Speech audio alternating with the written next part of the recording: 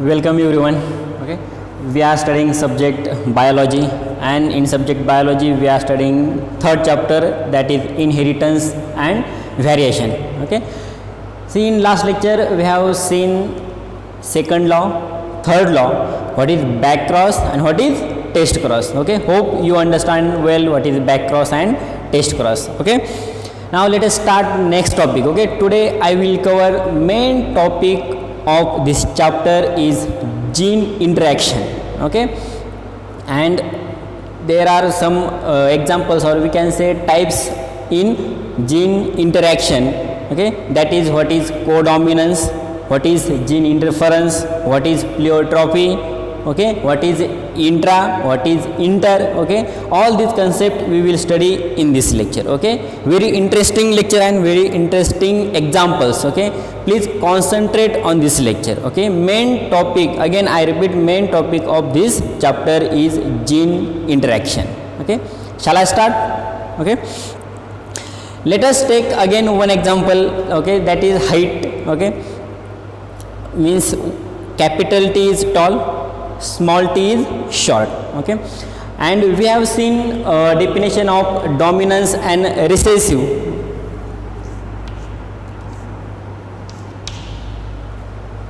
Tall, short, directly gametes. I have taken directly gametes, not the phenotype. Okay, and this will be capital T and a small t. And what we have discussed earlier, this genotype is tall genotype, because capital T is always dominant. That's why this phenotype is always tall. Okay, but this is not true for all living organisms. There are some exceptions.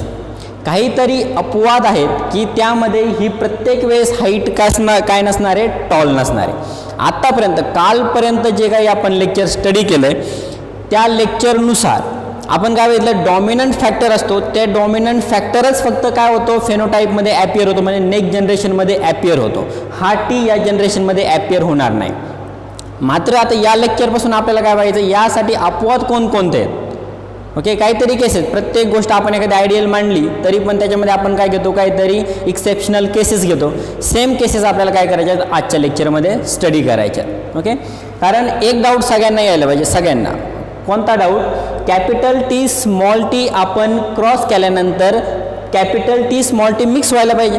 म्हणजे एक तर tall पण नाही व्हायला पाहिजे आणि short पण नाही व्हायला पाहिजे. काहीतरी मिडियम हाईटची जी प्लांट आहे किंवा कोणताही ऑर्गॅनिझम असेल तर तो काय व्हायला पाहिजे, याच्यामध्ये नेक्स्ट जनरेशनमध्ये ॲपियर व्हायला पाहिजे. ओके, तर सेम ऑकर्स होतं आहे या जीन इंटरॅक्शनमध्ये, की हा टॉल नसणार आहे तर हा कोणत्या हाईटचा असणार आहे, मिडियम हाईटचा असणार आहे. ओके, मग हा डाऊट आपल्याला काय करायचा आहे, या लेक्चरमध्ये कव्हर करायचा आहे, की हा टॉल नसणार आहे तर कोणत्या हाईटचा असणार आहे, मिडियम हाईटचा असणार आहे. I have just taken the example of height. We have to study another examples, may be colour, okay, may be the shape. Okay, now see what is gene interaction.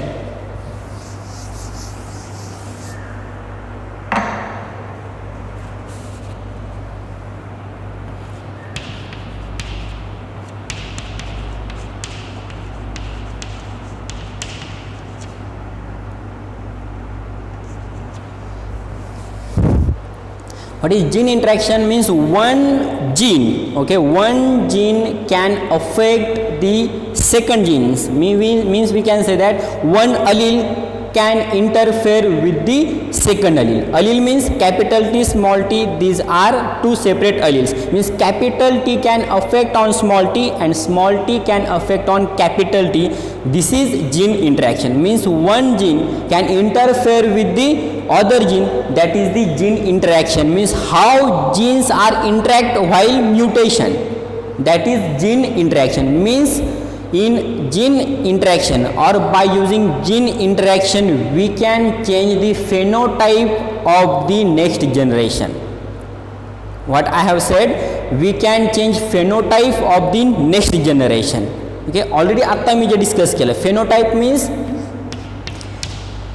according to first law of dominance this should be tall, but in gene interaction we have to study mixing of gene or some interaction of genes. That's why this height is not always tall. Means phenotype, we can change phenotype. This phenotype is medium. Okay, just example, this height is medium due to gene interaction. Okay,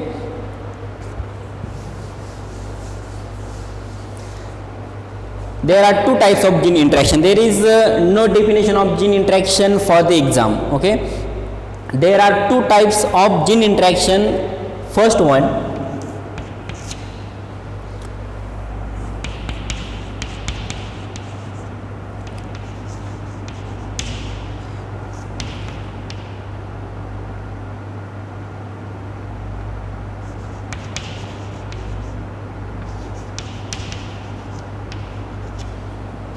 first type is intragene interaction and second one is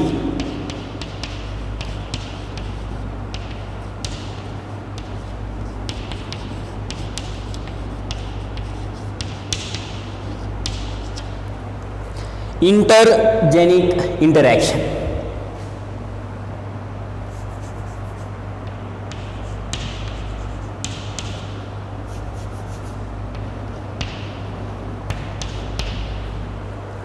What is intra means? Intra means single, okay, and inter means multiple.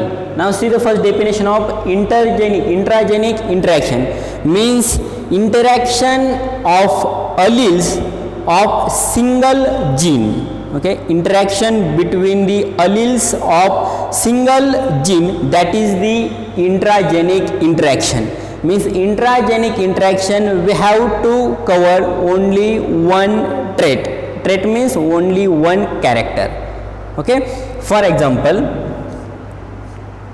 capital T and small t is one character.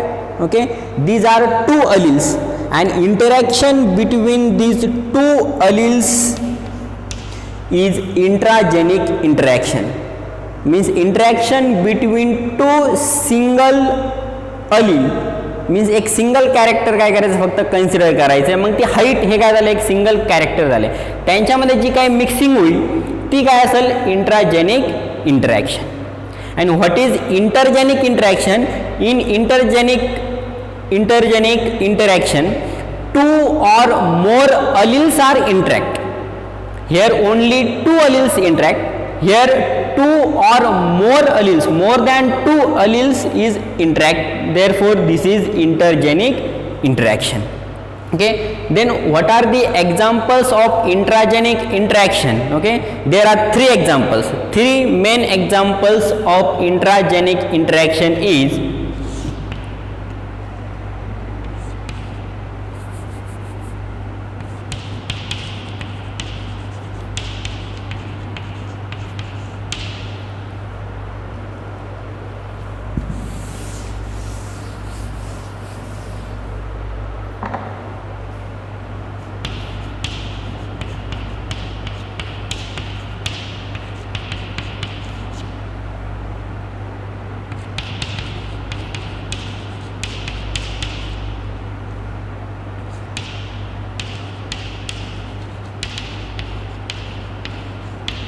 Okay, व्यवस्थित लक्ष द्यायचं आहे. तीन main example आहे आणि एक्झामला आपल्याला याच्यावरती 100% परत काय असणार आहे, क्वेश्चन असणार आहे. त्याच्यामुळे मी स्टार्टिंगला काय सांगितलेलं आहे लेक्चरच्या की main topic of this chapter. Okay, there are 3 examples of intragenic interaction. First one is incomplete dominance, second one codominance and third one is multiple allele. Okay, now see one by one what is incomplete, what is codominance and what is multiple allele. Okay, हे समजलं तुम्हाला. Intragenic interaction. Intragenic interaction means interaction between two alleles of same gene. एकच gene असला पाहिजे. Okay, आणि एकाच gene मधले आपण फक्त काय केले, दोन अलील काय केलेत, कन्सिडर केलेत. म्हणजे काय असेल फॅक्टर, फक्त हाईट आहे, मात्र अलील किती असतील, दोन. टॉल शॉर्ट हे काय झाले, अलील झाले. मात्र जीन काय, हाईटचा जीन आहे म्हणजे एकच झाला.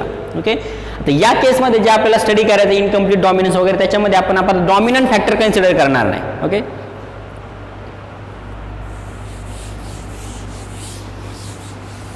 first point of intragenic interaction is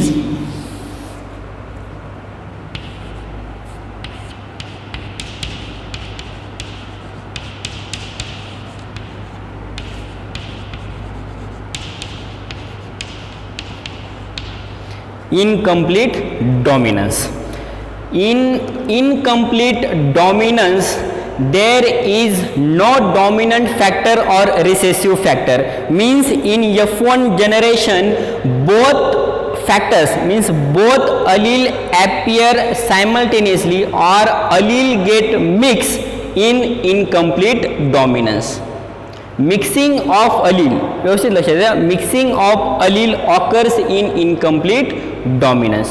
म्हणजे जे काही दोन फॅक्टर असतील, दोन फॅक्टर कोणते आपण कन्सिडर केले, टॉल हाईट आहे आणि शॉर्ट हाईट आहे, तर इनकम्प्लीट डॉमिनन्स मध्ये कोणताहीच डॉमिनंट फॅक्टर नसतो, कोणताही रिसेसिव्ह फॅक्टर नसतो, दोन्ही पण इक्वली पार्टिसिपेट होतात, मिक्सिंग होतं त्या दोन्ही जीन्सचं, अलीलचं काय होतंय, मिक्सिंग होतंय आणि नवीन फॅक्टर पुढचा तो टॉल पण नसणार आणि शॉर्ट पण नसणार, असा वेगळाच कोणता तरी फॅक्टर काय होतो नेक्स्ट जनरेशनमध्ये ॲपियर होतो, म्हणजेच काय इनकम्प्लीट डॉमिनन्स. त्याच्यामध्ये डॉमिनंट फॅक्टर नसणारे, दोन्ही पण इक्वली डॉमिनंट असतील, म्हणून काय म्हटलं याच्यामध्ये इनकम्प्लीट डॉमिनन्स. समजलंय. आता एक्झाम्पल बघायचं आपल्याला याच्यामध्ये. कॉमन नॉन फ्लॉवर आहे, ओके, सगळ्यांना ते फ्लॉवर माहिती आहे, फक्त सायंटिफिक नेम सांगितल्यानंतर लक्षात येणार नाही, पण तुम्ही नेटवर जर ते सायंटिफिक नेम सर्च जर केलं तर तुम्हाला ते फ्लॉवर पण लगेच आयडेंटिफाय होईल, प्रत्येकाच्या पाण्यामध्ये ते आहे.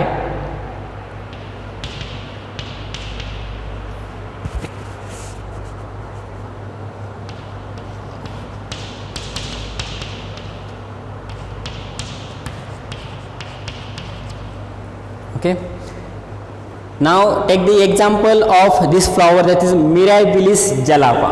Okay, in Marathi we can say गुलबक्षी. ओके, मराठीमध्ये काय म्हणतो आपण याला, गुलबक्षी म्हणतो. ओके, मॅक्झिमम ठिकाणी फ्लॉवर असतं ते मिराबिलिस जलापा. मिराबिलिस जलापा या फ्लॉवरचा आपल्याला दोन कॅरेक्टरिस्टिक कन्सिडर करायचे. फ्लॉवर फुल, ओके, एक रेड कलरचं फ्लॉवर घ्यायचं आणि सेकंड वन व्हाईट कलरचं फ्लॉवर घ्यायचं.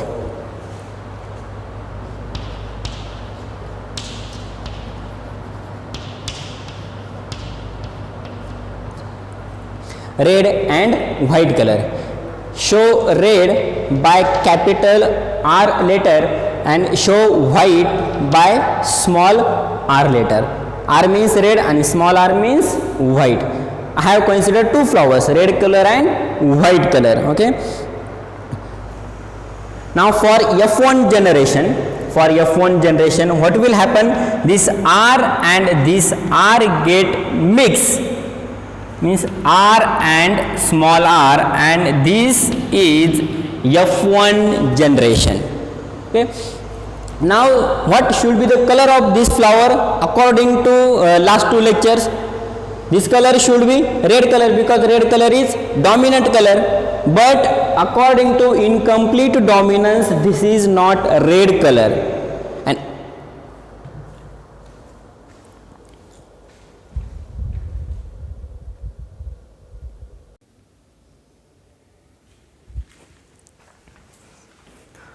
okay, this is not red color in incomplete dominance, and also this is not white color. Then what should be the color of this flower? What is color of this flower, capital R and small r? That is mixing of two flower, red and white. If we mix white color in red color, then color is pink color. Okay, means this flower has pink color, not red color and not white color. Okay,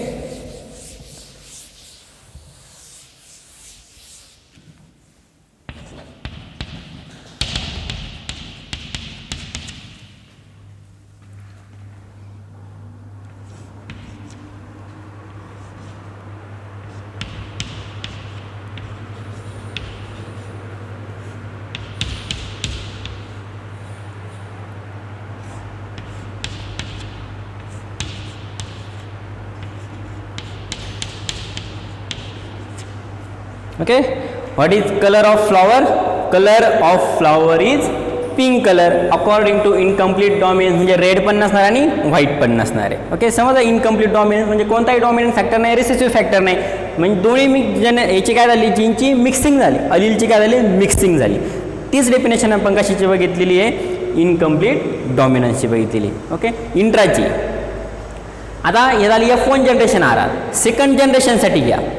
second जनरेशनसाठी जर मी example consider केलं तर second जनरेशनसाठी काय होईल, आपल्याला आता दोन separate आलेलं असेल, म्हणजे याच्यामध्ये इंट्रॅक्शन करायचं आहे, हा आर आणि हा आर, आणि हेच जनरेशन कशासाठी घ्यायचं, आपल्याला क्रॉसिंगसाठी घ्यायचं आहे. तर मी काय करेल, पनेट स्क्वेअर ड्रॉ करेल.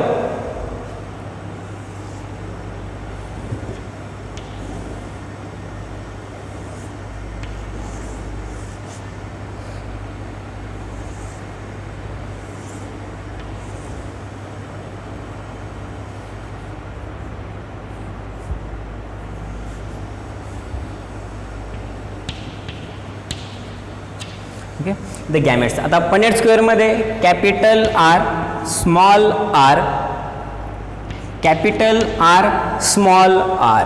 ओके, कारण गॅमेट काय होतात, कालच्या लॉनुसार हे काय होतात, सेपरेट होतात. ज्यावेळेस फ्युजन होणार आहे त्यावेळेस हा सेपरेट होईल अलील, हा सेपरेट होईल अलील, हा सेपरेट होईल आणि हा सेपरेट होईल, आणि randomly according to third law ते रँडमली काय करतील, इंटरॅक्ट करतील. आता इंटरॅक्शन काय होईल, capital R, capital R, capital R, small R, capital R, small r, and this is small r. Okay, now decide the color. This capital R is red color, capital R, small r, pink color. Incomplete dominance, this is pink color. Capital R, small r, pink color, and small r and small r is white color, and this is red color. Means one red flower, one white flower, and two pink flower in F2 generation. This is F2 generation. Okay, means ratio is, phenotypic ratio is 1 as to 2 as to 1, 1 red, 2 pink, and 1 white color.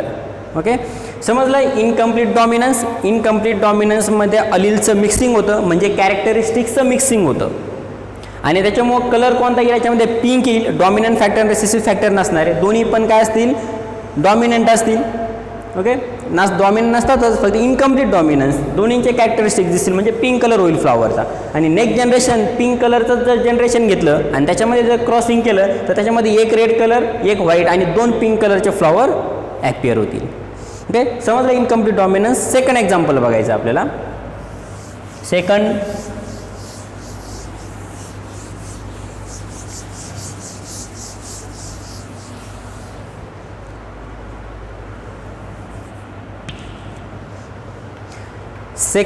one is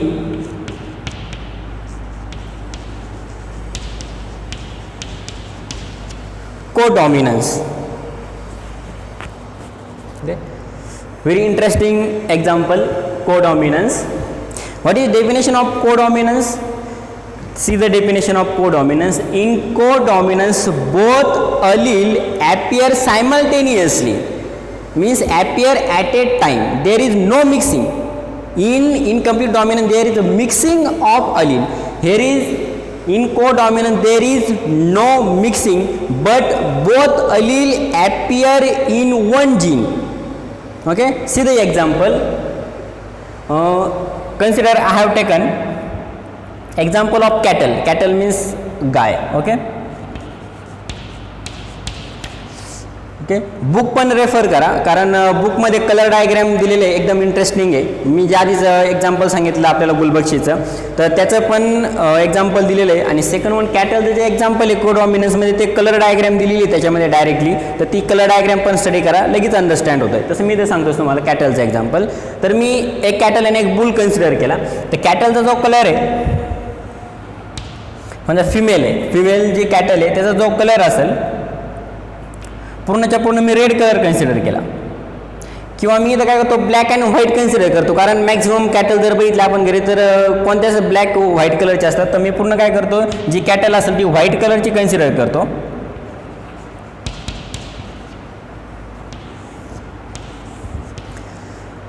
आणि second boule आहे म्हणजे mail आहे, तर मेलचा colour मी कोणता consider करतो याच्यामध्ये, black colour consider करतो. Okay, white कलरसाठी मी W denote करतो इथं. आता डायरेक्टली ब्लॅक कलरसाठी बीच यूज करतो, ब्लॅक कलर. फक्त एक्झाम्पल लक्षात घ्यायचं. आता ज्यावेळेस आपल्याला काय पाहिजे, फर्स्ट जनरेशन पाहिजे, फर्स्ट जनरेशन. तर फर्स्ट जनरेशन मीन्स व्हाईट आणि ब्लॅकचं जर क्रॉसिंग झालं तर आपल्याला काय भेटेल, फर्स्ट जनरेशन भेटेल. हा पूर्ण कोणता कलर आहे, ब्लॅक कलर.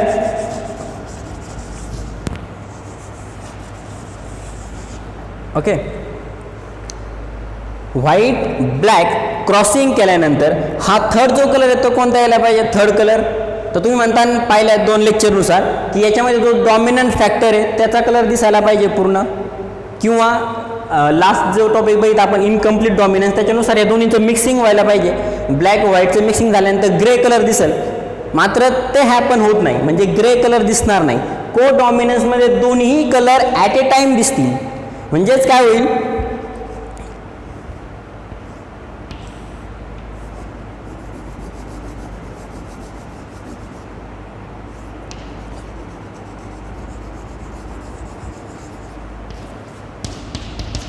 जे F1 जनरेशन आहे, F1 जनरेशन, या F1 जनरेशनमध्ये व्हाईट आणि ब्लॅक दोन्ही कलर पॅचेसमध्ये दिसतील.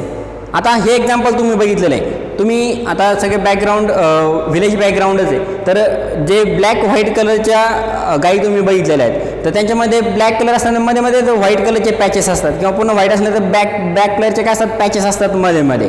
ओके, मॅक्झिमम आता त्याचा आपण काय करतो, कॅटल बघतो, असं पूर्ण व्हाईट पूर्ण ब्लॅक असं बघत नाही. जे व्हाईट आणि ब्लॅक कलरचे पॅचेस आहे अशाच आपण मॅक्झिमम बघतो. मग त्यांचं आपण इन्व्हेन्शन कसं केलेलं आहे, ब्लॅक बुल आणि व्हाईट कॅटल जर आपण काय केलं, क्रॉस केलं, तर मात्र काय होतं, त्या कलरचे F1 जनरेशन क्रिएट होतं आहे. म्हणजे काय असतील, ब्लॅक कलरचे पॅचेस असतील. समजलं, एकदम बेस्ट एक्झाम्पल आहे. कलर डायग्रॅम नक्की बघा त्याच्यामध्ये. आता आपल्याला काय करायचं, F2 जनरेशनसाठी जायचं. F2 जनरेशन म्हणजे यांच्यामध्ये जर आपण क्रॉसिंग केलं यांच्यामध्ये तर काय होईल. ओके, एक्झाम्पल बघा. तर यांच्यामध्ये जर आपण क्रॉसिंग केलं ह्या F1 जनरेशनमध्ये, तर परत आपण जो मागचं बघितलं त्याच्याप्रमाणे एक रेड कलरची होईल, एक रेड नाही, व्हाईट कलरची, एक ब्लॅक कलरची, आणि 2 कोणत्या कलरचे असतील, 2, तर 2 हे व्हाईट आणि ब्लॅक पॅचेस असणारे क्रिएट होतील F2 जनरेशनमध्ये. ओके, तसं लास्ट एक्झाम्पल बघितलं सेम तसंच F2 जनरेशनमध्ये 2 कलर आणि सिंगल कलरचे एक, म्हणजे 1:2:1. परत हा काय असेल त्याच्यामध्ये फेनोटायपिक रेशिओ असेल. ओके, एकदम बेस्ट एक्झाम्पल आहे. आय थिंक तुम्हाला समजलं, को डॉमिनन्समध्ये काय आहे, दोन्ही पण कलर सायमल्टेनियसली नेक्स्ट जनरेशनमध्ये ॲपियर होतात, आणि जे पहिलं बघितलं इनकम्प्लीट डॉमिनन्स, तर मिक्सिंग होते.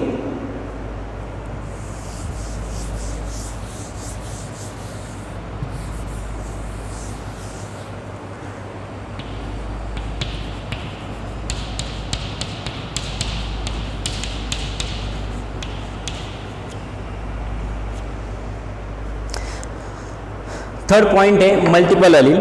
व्यवस्थित लक्ष द्यायचं मल्टिपल अलीलकडे, कारण समजण्यासाठी काय थोडं डिफिकल्ट आहे. जसं इनकम्प्लीट डॉमिनन्स आणि जे आपण को डॉमिनन्स बघितलं एकदम इझी, एक्झाम्पल घेतल्यानंतर तर लगेच तुम्हाला समजून गेलं आहे ते. मात्र मल्टिपल अलीलमध्ये काय, तर multiple allele means more than 2 allele, not 2, more than 2 means 3, 4, 5, 6. Okay, whatever may be, n number of allele.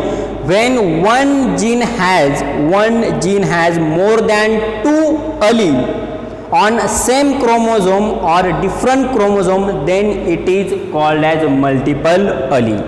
जर एकच जीन 2पेक्षा जास्त जर कॅरेक्टरिस्टिक्स पजेस करत असेल, किंवा ते एका सेम क्रोमोझोमवर असतील किंवा डिफरंट क्रोमोझोमवर असतील, तर त्याला काय म्हणायचं आपल्याला, मल्टिपल अलील. कारण आपण एक जीन जर बघितला, हा एक जीन आहे, याच्यामध्ये 2च अलील आहेत, एक टॉल आहे आणि एक काय याच्यामध्ये शॉर्ट आहे. याच्यामध्ये तिसरा अलील नाही आहे, किंवा मीडियम वगैरे असं कोणता अलील नाही याच्यामध्ये एका जीनमध्ये लास्टनुसार.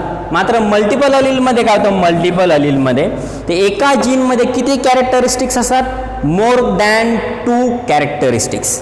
Okay, best example of multiple Aleel is blood group. Okay, what are the types of blood group, A, B, O. Okay, generally ABO, A+B+AB+, AB positive, AB negative, ते सगळं सोडून द्या. मेन किती टाईप झाले याच्यामध्ये परत ब्लड ग्रुपमध्ये, example घेतो मी directly. Example of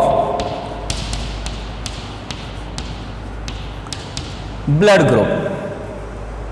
there are 3 types of blood group, A, B and O blood group, main types.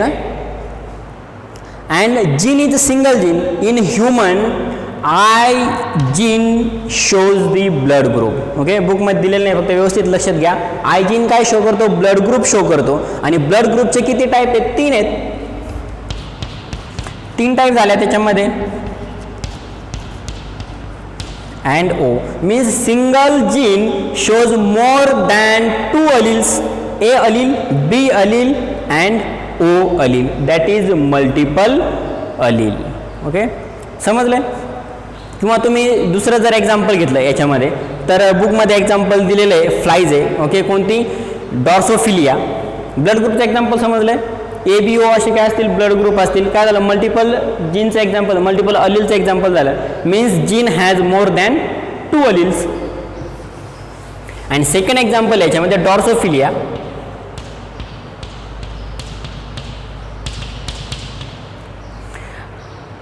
डॉर्सोफिलियाची colour diagram दिलेली आहे बुकमध्ये, जशी कॅटलची दिलेली आहे तशी सेम नेक्स्ट पेजवर काय दिलेली आहे? डॉर्सोफिलियाची. काय? माशी आहे. ओके, एक माशी आहे. तर विंग्स कॅरेक्टरिस्टिक कन्सिडर केलेले आहे त्याच्यामध्ये. डॉर्सोफिलिया जी फ्लाय आहे तिचे काय कन्सिडर केलेले आहे? विंगचे कॅरेक्टरिस्टिक्स कन्सिडर केलेले आहे. तर कितीतरी कॅरेक्टरिस्टिक्स आहेत डॉर्सोफिलियाचे. फॉर एक्झाम्पल नॉर्मल विंग, मी डायरेक्टली लिहितो डॉर्सोफिलियाच्या एक्झाम्पलमध्ये, तर किती कॅरेक्टरिस्टिक्स असतील?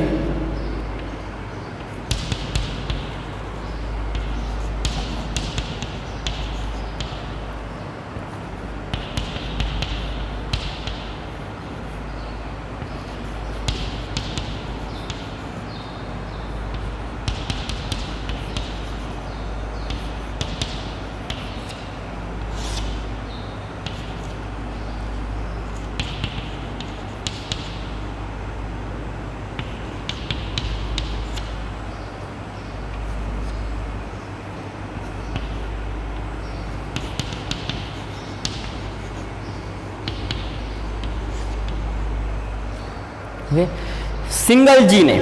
ओके, फ्लाईजमध्ये काय? सिंगल जीन आहे. पण सिंगल जीन किती कॅरेक्टरिस्टिक्स शो करतोय? 1 2 3 4 5 कॅरेक्टरिस्टिक्स शो करतोय. 5 कॅरेक्टरिस्टिक्स कोणत्या? नॉर्मल विंग, एक नॉर्मल विंग असतील. तुम्ही डायग्राम बघून घ्या, कलर डायग्राम त्याच्यामध्ये. फॉर एक्झाम्पल या शेपमध्ये काय आहे? नॉर्मल विंग आहे. नेक विंगमध्ये काय? तर हा मॉडिफाय होऊन या टाईपमध्ये विंग आहे. नॉच विंग जो आहे, नॉच विंग शॉर्ट आहे, डायरेक्टली नॉच टाईपमध्ये. स्ट्रॅप विंग आहे म्हणजे श्रिवल, डायरेक्टली या टाईपमध्ये श्रिवल झालेला विंग आहे. आणि vestigial wing means no wing, त्या फ्लायला काय नसणार आहे? विंगच नसणार आहे. ओके, एकच जीन आहे पण किती कॅरेक्टरिस्टिक्स शो केल्यात? 5 कॅरेक्टरिस्टिक्स शो केल्यात drosophila fly. Okay, I think multiple allele पण तुम्हाला समजलं असेल. हे 3 पॉईंट आहे इंट्राजेनिकमध्ये. इंट्राजेनिक मीन्स सेम जीनमध्ये जे काही अलील आहेत त्यांचं मिक्सिंग कोणत्या प्रकारे होतं आहे ते आपण स्टडी केलं आहे. Incomplete, second one codominance and third one multiple allele. समजलं आहे?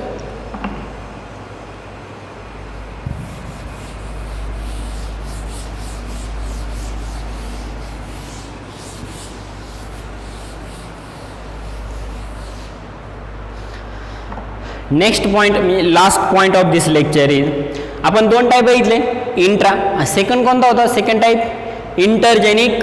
Okay, intergenic interaction. What happen in intergenic interaction? In intergenic reaction, okay, means interaction, mixing. Okay, mixing of more than means presence of more than 2 or more alleles there are. Okay, see the example, directly see the example of intergenic.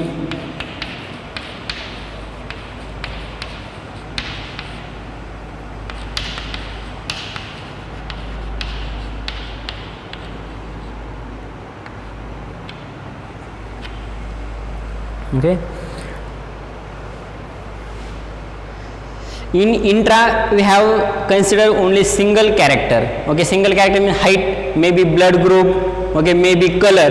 In intergenic interaction we have to consider different characteristics. Okay, more than 2 characteristics are involved in intergenic interaction. Okay, now there are example in intergenic interaction. Okay, example, for example, I have considered tall height and shape round, and if I mix tall with round shape, okay, 2 different characteristics, then it is example of intergenic interaction. 2 different characteristics are mixing, not simply height or not round and height. Okay, these 2 characteristics are mixing in intergenic interaction.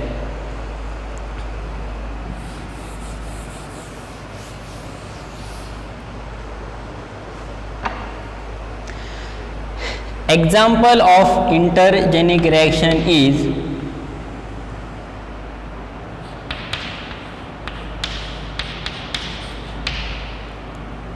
what is the example? Pleiotropy. Okay, best example, only one example is explained in book, that's why I also considering only one example, that is the pleiotropy. Okay, what is pleiotropy? Okay, this intergenic interaction is not beneficial, it is one type of disorder because one gene shows different characteristics. For example, in human, consider this is single gene and this gene shows characteristics of eye, characteristics of heart and characteristics of liver. Means हा single gene आहे, तर single gene म्हणजे एकच फक्त काय करायला पाहिजे, एकच कोणतरी ऑर्गन मध्ये त्यांनी त्याचे काय करायला पाहिजे, कॅरेक्टरिस्टिक शो करायला पाहिजे. मात्र हा जीन काय करतोय की याच्यामध्ये थोडा आणि ह्या लिव्हर मध्ये थोडा, अशा तिन्ही पण ऑर्गन मध्ये त्याचे कॅरेक्टरिस्टिक्स काय करतो, थोडं शो करतोय. ओके, म्हणजे हा वन टाईपचा काय झाला, एक डिसऑर्डर झाला. कशामध्ये येईल, इंटरजेनिक इंटरॅक्शन मध्ये होईल. ओके, तर प्लिओट्रॉपी म्हणजे काय ते बघायचं आपल्याला. Okay, what happen in pleiotropy. Okay, now consider example of human.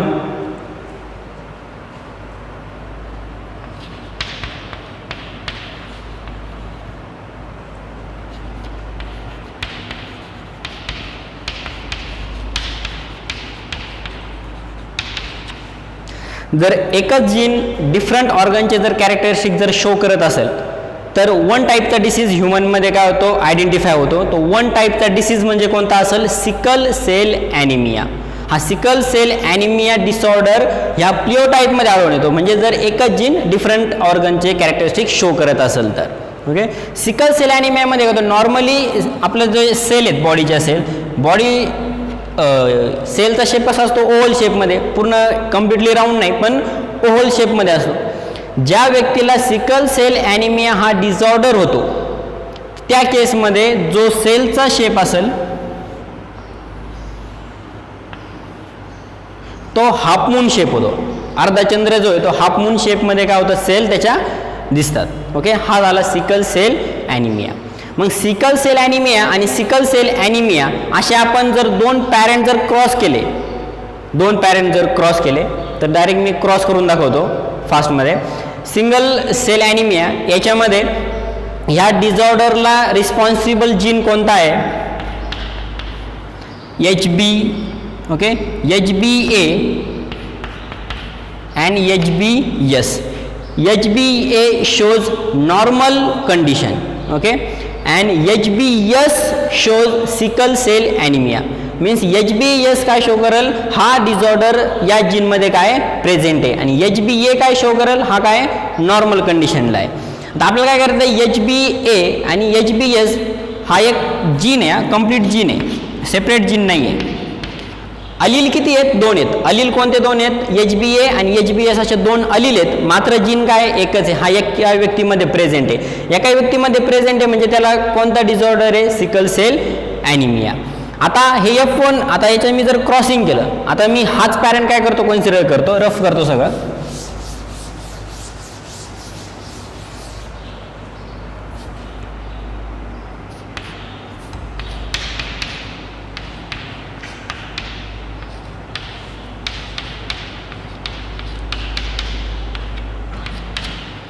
आता या दोन्हींमध्ये क्रॉस करायचं, दोन्हींना पण काय HBS आहे त्याच्यामध्ये मात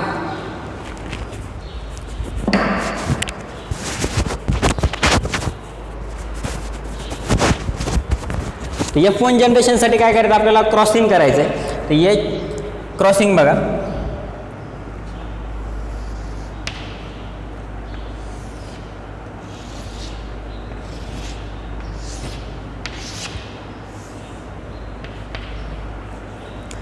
अलील सेपरेट काढून घ्यायचे. हा जीन आहे अलील सेपरेट काढून घ्या. काय येईल इथं HBA येईल, इथं काय येईल HBS येईल. या पॉईंटला काय येईल इथं HB ला झालं HBA and HBS. Okay, multiply HBA HBA HBA HBS. Here is HBA and HBS, HBS and HBS. Here is dominant factor is A, means normal is dominant factor.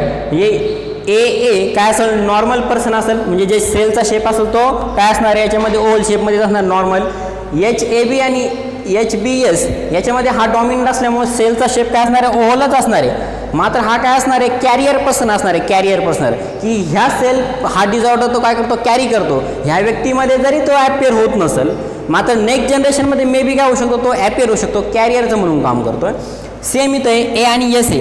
Dominant factor A असल्यामुळे तो नॉर्मलच असणार आहे, पण जीनमध्ये काय store असेल HBS. Last point बघायचा आपल्याला HBS HBS, इथं दोन्ही S आहे. म्हणजे काय ह्या व्यक्तीला काय असणार आहे, हा डिझॉर्डर कम्प्लिटली असणार आहे. म्हणजे याच्या सेल कोणत्या असतील, ह्या सगळ्या हाफ मून शेपमध्ये असेल. म्हणजे हा चाइल्ड काय होत नाही, सस्टेन करत नाही, हा काय होतो, डाय होतो. हा व्यक्ती जगत नाही.